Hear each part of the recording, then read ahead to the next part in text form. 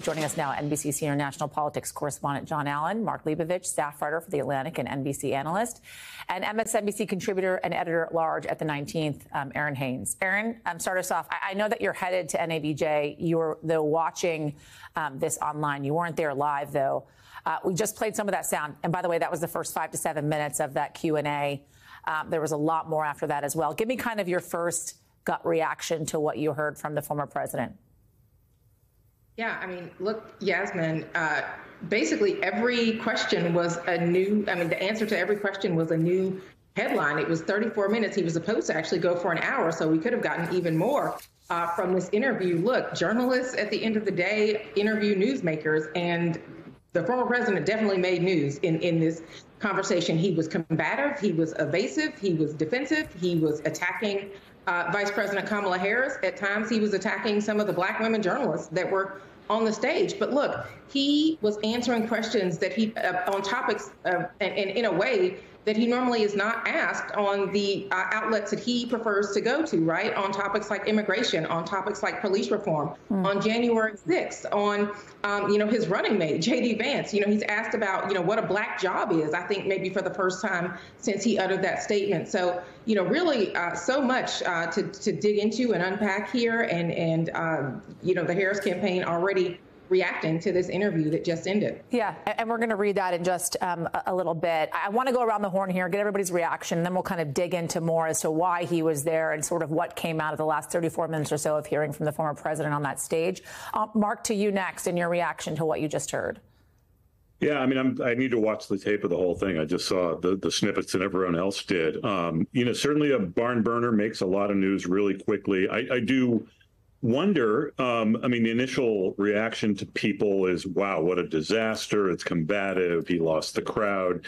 But what is Donald Trump looking to do here? And more importantly, how do his people, or how do the people he thinks he needs to reach, respond to this? Is this just him getting just kind of exhilarated because he is getting everyone excited and he's the center of attention, right, and he's making controversy, all of which he likes a lot?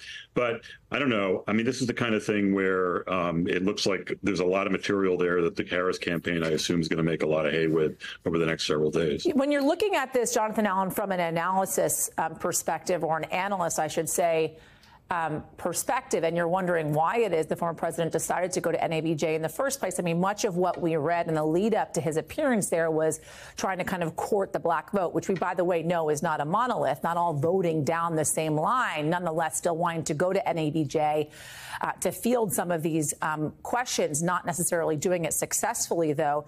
Is that why you believe the former president and his team decided to have him go to NABJ today?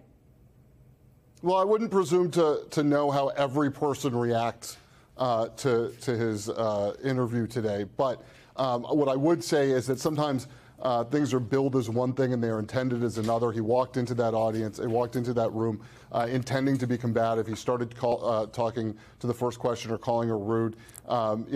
His entire demeanor was combative throughout. He wanted the headlines out of this to be about the combative nature of the interview. I think he believes that helps him with his MAGA base to have a combative interview with the National Association of Black Journalists. You saw some of the things that he said, which are certainly headline grabbing and will get him back in the news where he has not been for some amount of time, dating back to the switch of Democratic presidential candidates. Even before that, at the Republican convention, there was a J.D. Vance sort of bump of news. And so, I think that he may have had many goals here, and I don't think we should assume that what he said was accidental. I want to play some more sound, Errin, that I'd like your reaction to. It's talking about Kamala Harris and taking the bar examination and also a cognitive test. Let's listen to that, and then I'll have you react on the other side. Would you consider taking the cognitive test, Mr. President? I would love to and do make it public. Well, I've already taken 2 of them, but I'll do it again. Mr. President, how do you intend to? I suggested, Harris, that let's take one. I said, Joe and I will go and take a cognitive test. Now, I'd do it with her, too. I would do it with her also. You know what? She failed her law exam. She didn't pass her law exam, so maybe she wouldn't pass the cognitive test. Errin?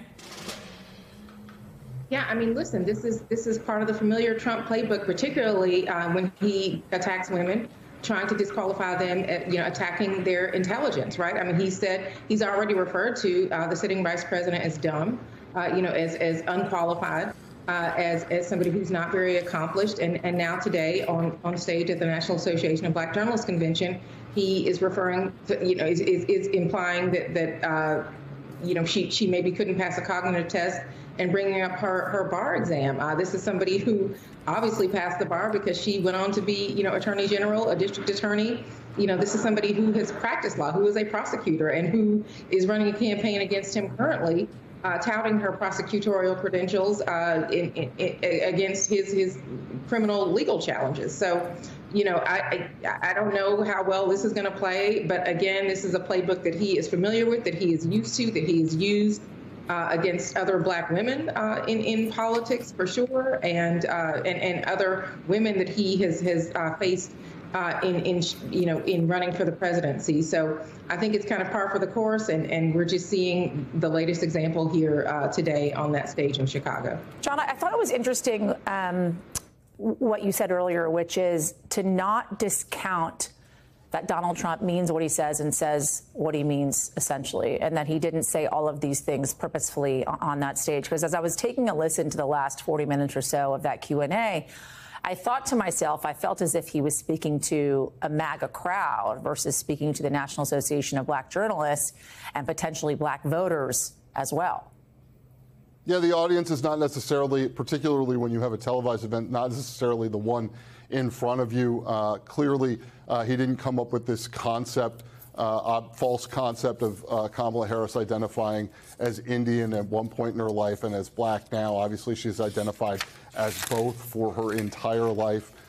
It should not be hard for him to understand this concept. One set of his grandparents is of German ancestry, the other set is of Scottish ancestry, but he clearly believes that there is a group of voters that want to hear that she's been somehow deceptive about her background. It's, I don't know exactly what value that has for him, but I have a good feeling he does.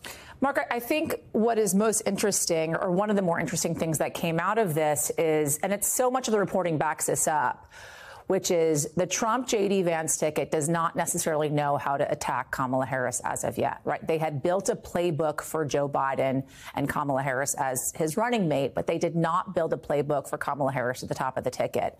And it seemed as if he was kind of lobbing these attacks over the last 40 minutes or so against Kamala Harris and answering some of these questions and not landing them because it doesn't seem like they really have a plan as of yet.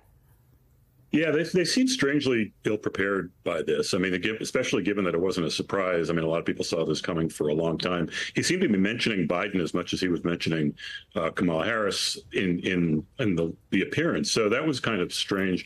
I do think, I mean, to Jonathan's point, he was clearly looking for fireworks. I think he expected and was sort of welcoming this to be a raucous environment. But I don't know if he had really planned out what his intent was here. I think he just sort of gravitates to anything that will cause controversy, make him the center of attention, and let the chips fall where they may. But no, I think this does speak to how they're ill-prepared to talk about the running mate question and how also Vance does not seem to be getting much traction early on. Yeah, and I just want to be clear here as well. Not everybody in the audience, by the way, was in fact journalists. Many of the folks that attend this are also not journalists as well. And there were folks in the crowd that oftentimes cheered some of what the former president was saying amidst all that was said over the last 40 minutes or so. John Allen, Errin, Haines, Mark Leibovich, thank you guys all for jumping on.